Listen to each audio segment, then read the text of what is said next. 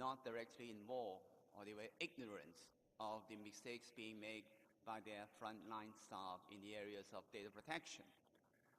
So there seems to be a tendency to adopt what I call minimalist approach, taking care of issues, meeting only the minimal requirements laid down by the law, when in fact, as I said, the issue should be tackled as part and parcel of corporate governance.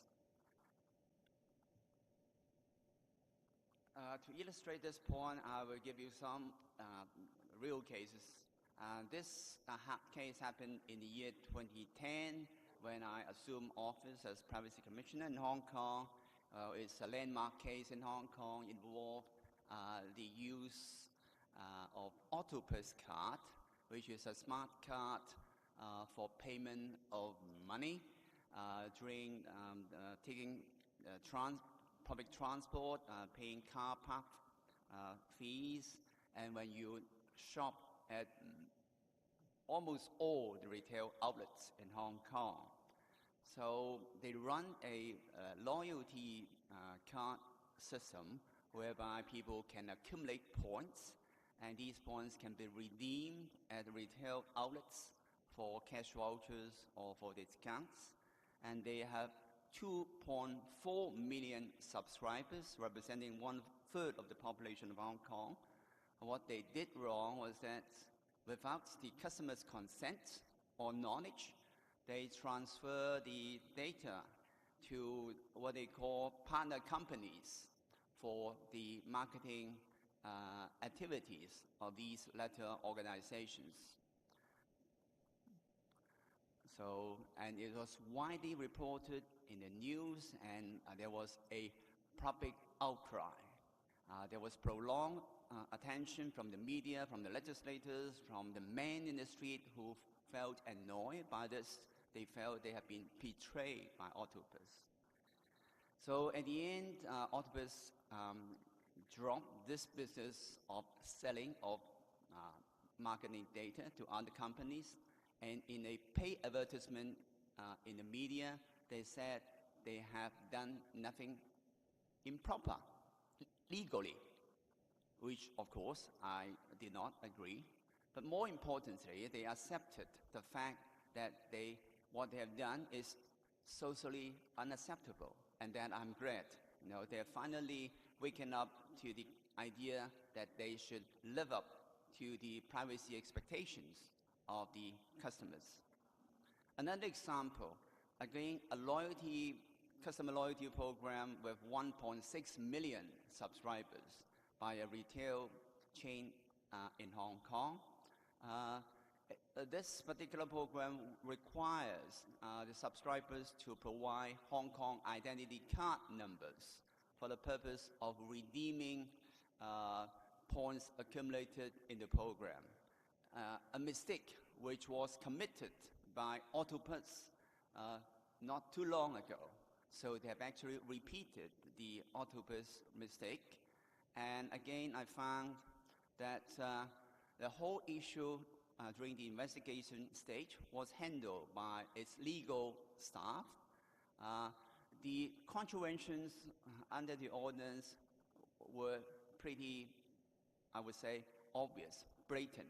So I expect that even before concluding the case, they should have taken remedial steps to stop collecting Hong Kong identity cards from subscribers. But what they actually did was to oppose every queries that I make in the investigation, and only when I published the investigation report and the issue was in the glare of the public spotlight, did their top management got involved. The top management called me, and in the afternoon, they said, in a public statement, that the company actually was very proactive in protecting customer data.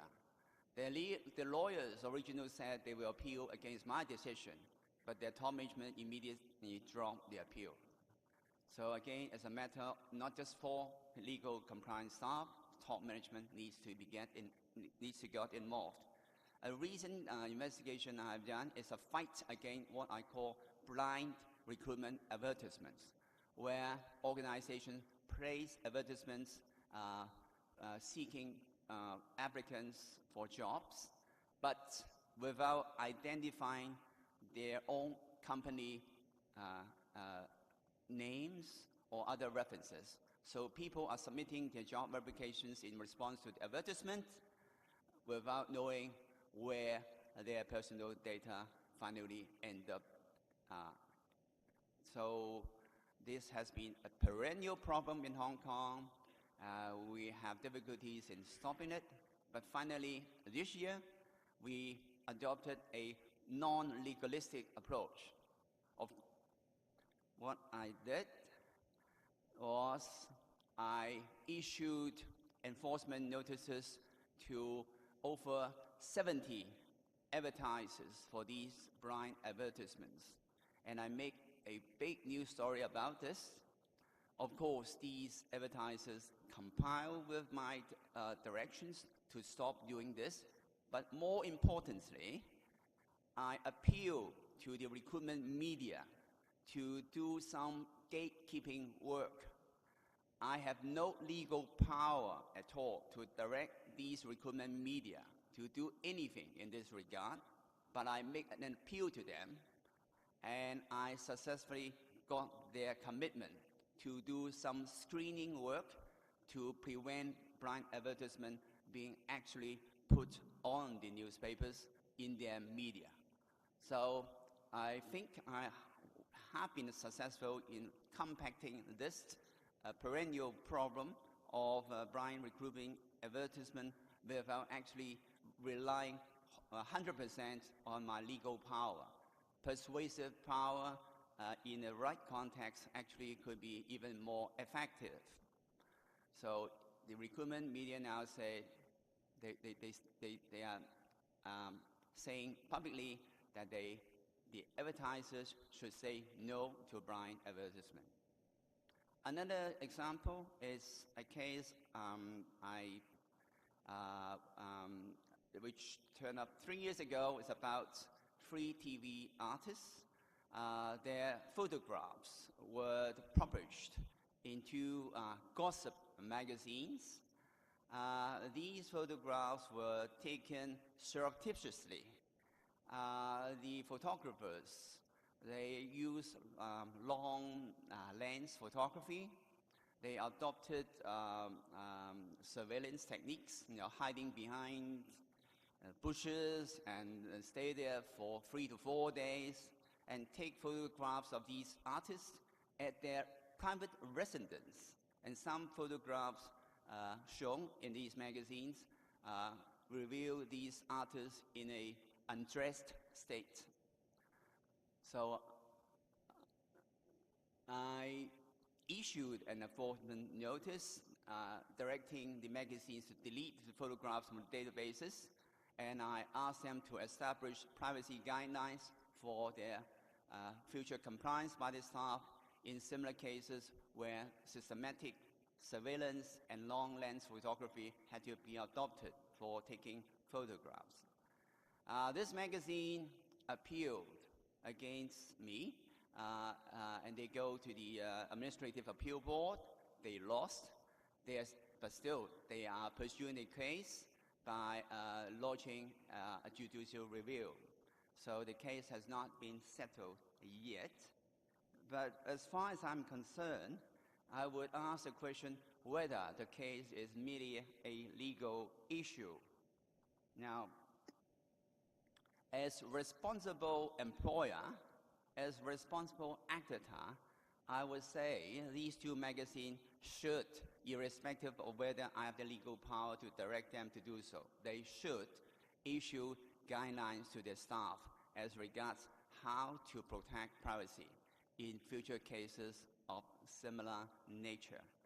It's more a matter of acting morally and ethically rather than just arguing about whether I have the legal power to direct them to do one thing or the other. So the message I have, based on these experiences, is that we cannot afford to treat privacy and data protection merely as a legal compliance issue.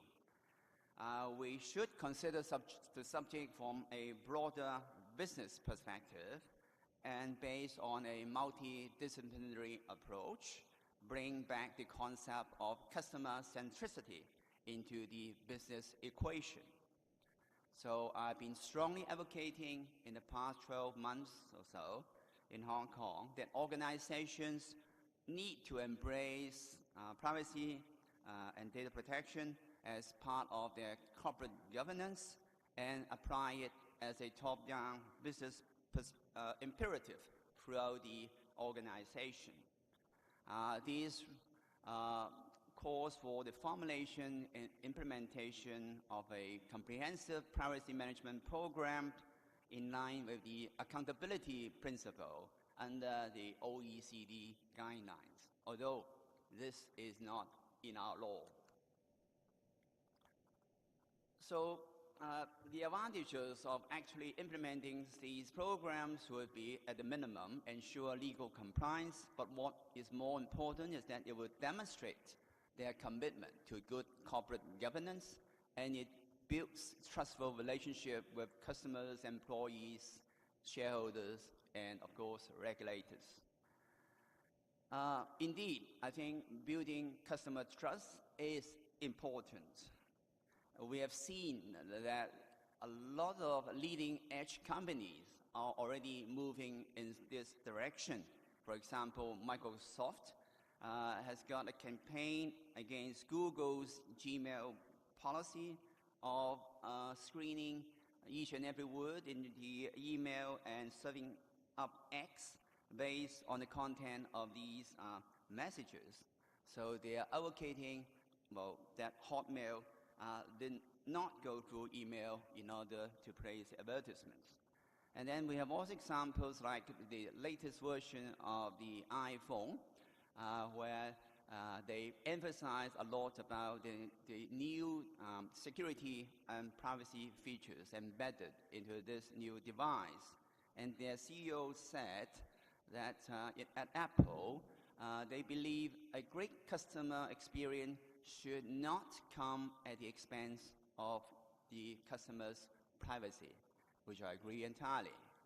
And then we have also the case of right to be forgotten. And we have been witnessing this, that the approach that Google has taken is to treat it as a legal compliance issue. And that has led to chaotic results where you have deletion of certain search links. If you do the work through the European network, but when you adopt the Google.com network, actually the same search results could be revealed. So it's going nowhere in terms of actually implementing the desired results that the courts have asked for. Again, I think it is a problem that the issue is treated merely as a legal compliance issue. If Google has taken a uniform privacy policy, treating it as a customer issue, Tricia mentioned about one world, one policy. If that is adopted by Google, the results could be very different. Now, coming back to Hong Kong, I must say that I'm very pleased that slowly and gradually, as a result of our efforts in the past 12 months or so, I have enlisted the pledge of a number of important sectors in the community, including the government, the telecommunications sector, the banking sector, and the insurance sector, to say that they will implement privacy management principle. And it's also gratifying to note that Octopus, which I mentioned at the earlier phase of my presentation, has also been practicing this accountability approach. That is very gratifying. And on this note, I will end my presentation. Thank you very much.